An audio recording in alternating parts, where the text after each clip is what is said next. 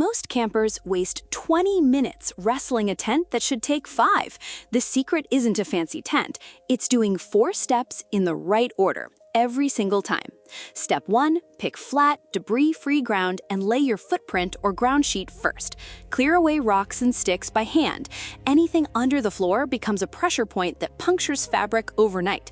Step 2, stake the 4 corners before touching the poles. A staked footprint won't blow away or shift while you thread the frame, which is the single biggest time waster in solo setups. Step 3, assemble the poles and clip the tent body to them rather than threading fabric sleeves. Clips are faster and put less strain on the material. Cross the poles at the top for instant structure.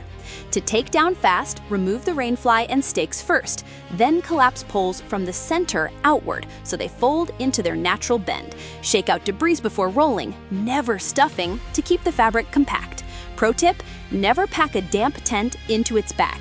Mildew sets in within hours and ruins the waterproof coating.